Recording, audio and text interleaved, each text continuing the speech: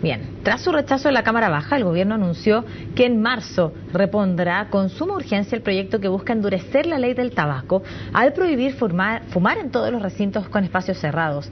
Vamos a tener más detalles de esta y otras noticias vinculadas con la salud. Precisamente saludamos al jefe de la cartera, el ministro Jaime Mañalich, que está en contacto con CNN Chile. Ministro, gracias por su tiempo, buenos días. Muy buenos días, Macarena. Bueno, en primer lugar, más allá, cierto, de la ley de tabaco, una ley con la cual hemos podido conversar en profundidad y que va a ser bastante estricta, lo que genera la polémica es el argumento que entregaron algunos parlamentarios para poder rechazar precisamente un articulado, el número 18. ¿Cómo recibió usted esos argumentos de algunos parlamentarios que dijeron no escuchar lo que estaban votando? El testimonio de esa sesión de la sala está grabado de manera tal que es cosa de revisarlo y uno saca sus conclusiones. A nosotros lo que ocurrió en esa mañana, en ese día, nos produjo enorme sorpresa porque teníamos un acuerdo político que claramente definía en la Comisión de Salud los espacios cerrados como espacios libres de humo de tabaco y le daba al Ceremio o la Seremi de Salud potestades fiscalizadoras que la ley actual no tiene. Sin embargo, se produjo una discusión, en primer lugar, para lograr que un artículo se votara en forma independiente, que es el preludio para rechazarlo. Por eso se pide en forma independiente y el resultado final, en la práctica, es como que uno tiene un automóvil y dice, mire, aquí está el automóvil, pero se lo voy a entregar sin motor. Y ese es el efecto que produjo esta votación en la sala.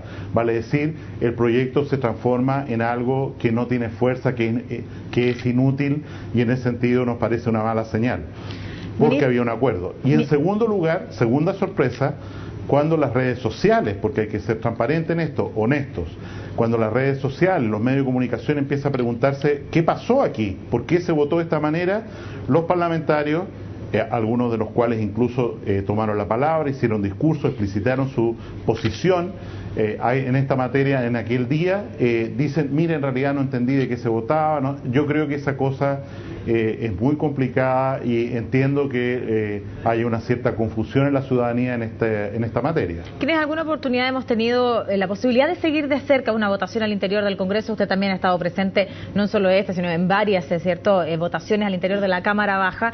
Muchas veces cuando hay algún grado de confusión, porque son 120 los diputados que votan, se puede repetir la votación o bien pedir un momento para aclarar la situación, en este caso del proyecto de ley. Pero usted decía que este proyecto de ley desde la Comisión de Salud ya venía con acuerdo, por lo tanto, ¿por qué se pide también esta votación separada por artículo cuando ya venía consensuado? ¿Con qué sensación se queda usted respecto a eso? En primer lugar, en el trámite legislativo es perfectamente posible, ¿no es cierto?, que alguien que no participa en una comisión advierta en un proyecto de ley algo que es contrario a derecho, que es contrario a la Constitución, haga una observación, haga una indicación, pida algo. Me parece que es un mecanismo bueno, sano, que la sala no se amarre a un compromiso político y diga, queremos revisar este aspecto. Sin embargo, aquí lo que resulta sorprendente es que en realidad no hay una discusión de fondo sobre el artículo en cuestión, sino que hay claramente un direccionamiento para debilitar este proyecto, y es eso lo que nos preocupa y lo que usted señalaba antes, Macarena, que nos obliga a reponer, y la propia conversación de los parlamentarios allá en el camino para que así sea, a reponer el articulado en cuestión en el Senado para sacar una ley como la que necesita la salud de los chilenos. Yo sé que, es muy difícil estar en la mente de los parlamentarios que argumentan haberse equivocado al votar. Incluso la diputada Carla Rubilar y el diputado Accorsi dudaron de que los diputados se hayan equivocado. Todo esto porque nosotros presumimos y entendemos que los parlamentarios conocen de fondo los proyectos de ley que están votando, me imagino, en esta sesión de sala. ¿Usted se queda con la misma sensación? En estos días ha salido una pregunta muy profunda. Usted repetía una entrevista al expresidente don Ricardo Lagos recién respecto al funcionamiento de nuestra democracia. Yo pienso que lo ocurrido en esta semana, a propósito de la votación de la ley de tabaco que estamos hablando, hace también generar una pregunta si no será que no solo que hay que mirar la carrocería, la estructura de la representación parlamentaria, la estructura presidencial, que es lo que se ha propuesto por algunos legisladores, sino que también hay que hacerse una mea culpa en relación a los actores. O sea, ¿cuánto están respondiendo y siendo responsables los actores políticos en relación a lo que la ciudadanía cada vez más exigente espera de ellos? Y en la medida en que no haya una respuesta adecuada y satisfactoria, ¿no es cierto?, en proyectos de ley y en tramitaciones que son relevantes para la ciudadanía, porque los actores no nos tomamos en serio estas demandas ciudadanas, yo creo que también hay que mirar, insisto, la responsabilidad no solo de la estructura del edificio, sino de quienes lo habitan. Bueno, usted sabe también que cuando se negocian distintos proyectos de leyes hay hartos actores precisamente involucrados, y también se dio un intenso, me imagino que un intenso lobby también a la hora de poder sacar adelante, bueno, todavía no sale adelante, pero con la intención de sacar adelante este proyecto de ley. Usted también estuvo, me imagino, ahí en el Parlamento varias veces y pudo ser testigo también de estas negociaciones que se tienen que haber dado al interior de la Cámara Baja. Pero sabe, Macarena, lo que yo he vivido en estos 2 años de ministro, todo proyecto de ley que a mí me ha tocado visualizar tiene detrás un lobby. Claro. Hay lobby medioambiental, hay lobby farmacéutico, hay lobby de la industria de las vacunas, hay lobby de tabaco, hay lobby de actores. O sea, es algo que está y está para quedarse. En ese sentido, yo creo que uno no debe estigmatizar la idea de lobby o de influencia por sí sola, sino que si existe un interés de determinado grupo porque las cosas vayan en determinado camino, los habitantes de Arica hacen lobby para el tema de la contaminación por polimetales, completamente legítimo, pero tiene que ser transparente, tiene que ser conocido por todos los actores y tiene que ser legislado.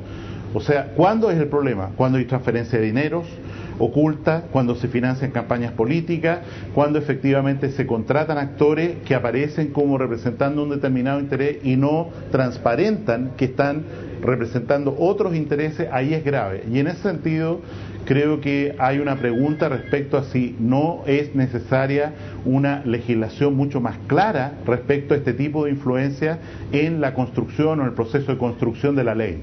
De todas maneras, ministro, quiero hacerle la última pregunta respecto a esta ley de tabaco para avanzar también en otros temas que nos importan de salud.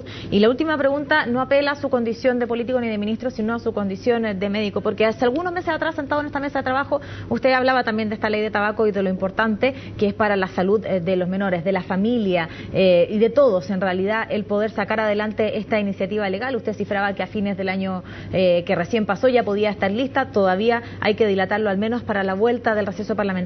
¿Cómo recibe usted como médico, como conocedor, ¿cierto?, como conocedor del tema de la salud, también como ser humano, como padre de familia, esta noticia que todavía vamos a tener que tener espacios que no están libres de humo, apelando en este caso a su condición de médico? Aquí a nosotros no estamos persiguiendo a quienes fuman. No, claro. Este es un tema de salud. 60% de los ciudadanos dicen yo no quiero fumar. Resultado, 10% de ellos, o sea, 10 puntos porcentuales de personas, en realidad son fumadores pasivos, porque trabajan en lugares donde se fuma mucho, porque en la casa se fuma, son fumadores pasivos. ¿Estamos respetando la libertad de esa decisión cuando los obligamos a fumar aunque ellos no quieran? Segundo, los costos para el Estado de atender a las víctimas del tabaco son del orden de 1.500 millones de dólares al año. De manera tal que cuando una persona dice, oye, es mi decisión, yo soy libre para fumar o no fumar, es cosa mía, bueno, pero ¿quién paga la cuenta? La pagamos todos. Y en ese sentido también se produce un daño a la sociedad que es tremendo. Y tercero, la proporción de jóvenes, de niños, que desde la escuela son inducidos a fumar es tan tremenda que las cifras están empeorando año a año. Cada año tenemos más fumadores. De manera tal que, insisto, y lo ejemplifico en esta situación súper gráfica.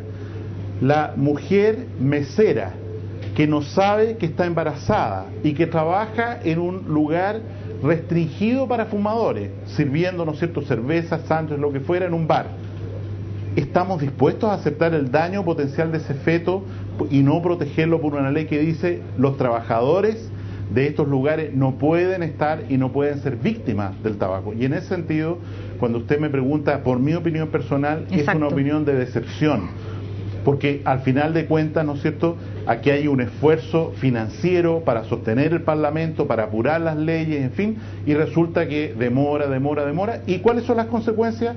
Más niños fumando, más gente con cáncer, más gente con infarto. O sea, no le ponemos el cascabel al gato y no nos hacemos cargo de políticas de salud que por lo demás forman parte de convenios internacionales a los cuales Chile está obligado. O sea, nosotros no podemos decir ahora, desconocer que hemos firmado un tratado, un acuerdo con la Organización Mundial de la Salud que dice que esta ley que estamos haciendo ahora es absolutamente consecuencia de ese acuerdo y desconocer ese primer acuerdo internacional.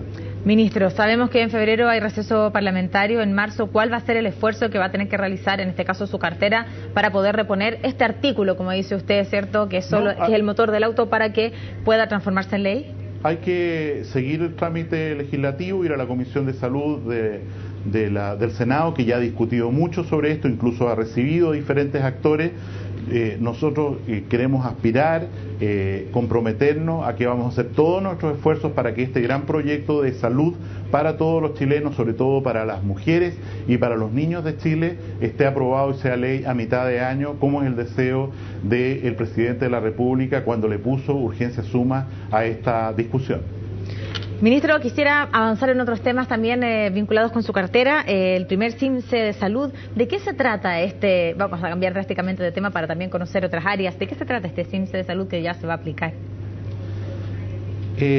Nosotros como país enfrentamos una coyuntura súper compleja, y es que la enfermedad o la condición de enfermedad que nos afecta y nos va a afectar cada vez más frecuentemente es la enfermedad crónica. Diabetes, hipertensión, cáncer, sida, depresión, la enfermedad crónica. De manera tal que aquí necesitamos una estrategia completamente nueva, que es ir a buscar a la gente, hacernos con ellos la pregunta, ¿no será que usted tiene condiciones de riesgo o ya tiene esta enfermedad que no está siendo bien manejada, y ponerlos en una condición que limite esos factores de riesgo, la obesidad, por ejemplo, o el sedentarismo, o los ponga en tratamiento de una enfermedad que hasta ese momento no sabían cómo podía ser diabetes? En la encuesta nacional de salud, le recuerdo, de cada 100 diabéticos, que afecta al 10% de la población adulta en nuestro país, o sea, 1 de cada 10 adultos es diabético.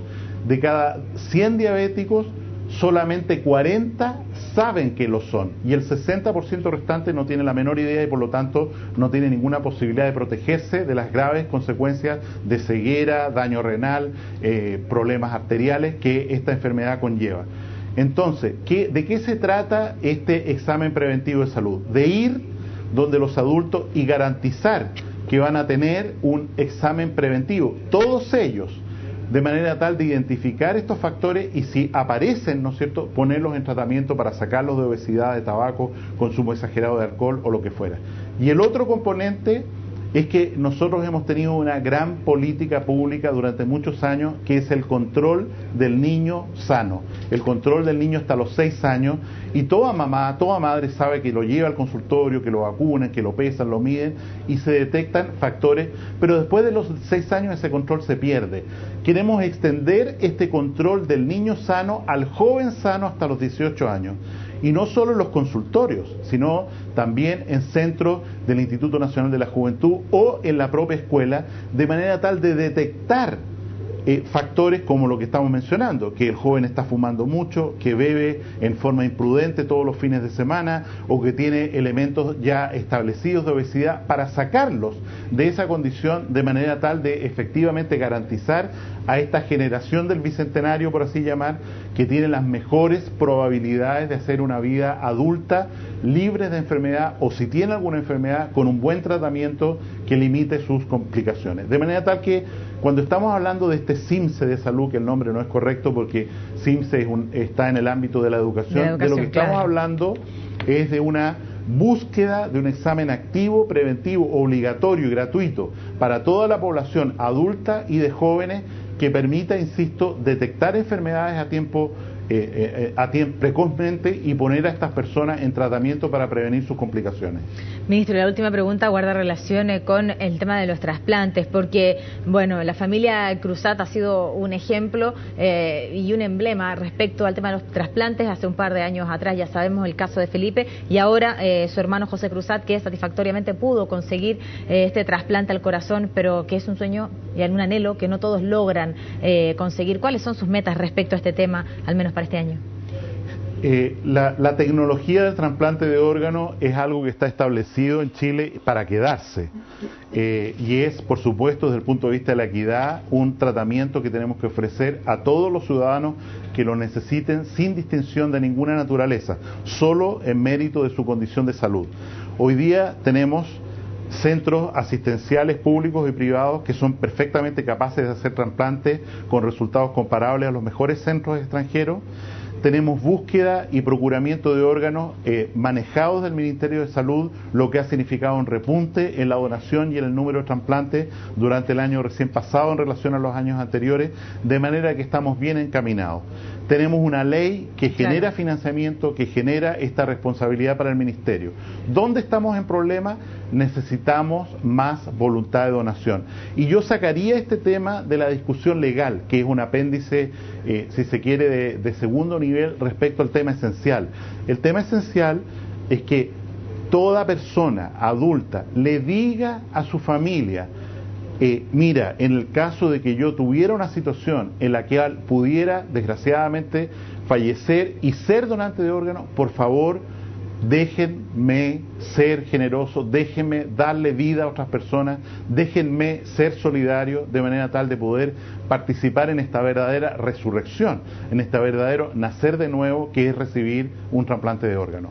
Ministro, quiero agradecer la gentileza que ha tenido de compartir estos minutos aquí en CNN Chile y poder resolver varios temas que involucran a su cartera. Que tenga un buen fin de semana. Gracias, Macarena, que esté muy bien.